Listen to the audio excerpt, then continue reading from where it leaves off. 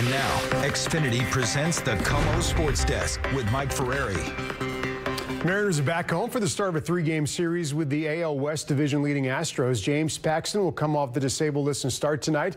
In the M's, one of Kyle Seager. He's on the paternity list. Astros lead the Mariners by 4 games in the West, but they've been in a mini slump as of late, dropping 4 in a row. And the Mariners have had a few struggles of their own, but they're hoping the way they played yesterday, an 8-5 win over the Angels, will carry over to this series.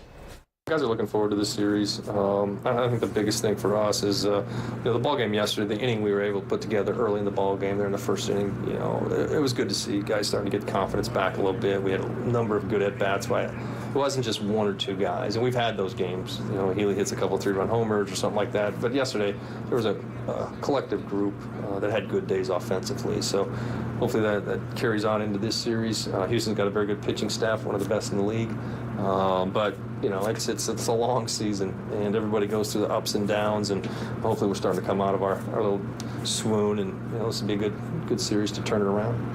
As time as any, that's for sure. A trade deadline tomorrow, 1 o'clock. National holiday for Jerry Dipoto. He made 2 trades today. First acquisition, lefty reliever Zach Duke from the Twins for former second-round pick and pitcher Chase DeYoung and minor league infielder Ryan Costello. The second deal today for righty reliever Adam Warren of the Yankees. He comes to the Mariners for international slot money.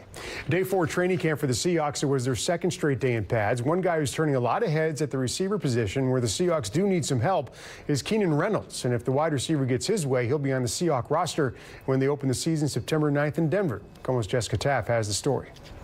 Mike, NFL training camp, absolutely a job interview for a lot of these guys.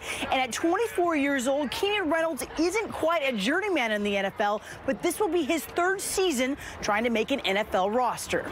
Now Reynolds, quarterback draw, right up the middle, right In college, Keenan Reynolds set the NCAA's all-time record for rushing touchdowns by a quarterback. Now the former Navy QB is hoping to make his mark at the next level, but this time around as the guy catching the ball from one of the best NFL signal callers in the game. I mean, it's pretty dope, you know what I'm saying? He's a international celebrity, you know what I mean? So it's also cool that I can see eye to eye with the quarterback. That's dope. But no, I've always been a fan of Russ. Back when I was playing quarterback, he kind of gave me hope that I could probably play in the league. Reynolds has learned to use his QB skills when it comes to reading defenses, along with being a sponge to veterans like Doug Baldwin. It was a tough transition, and I'm still trying to learn as much as I can every day.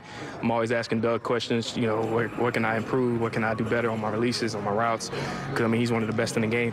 The tutelage from a guy who led the league in touchdown catches in 2015 may have just rubbed off. Well, once he got out here, he reminded me of Baldwin when Baldwin was first out here. They have the same type of movements, and he's been great. He can return punts. He's playing PP in our punt team.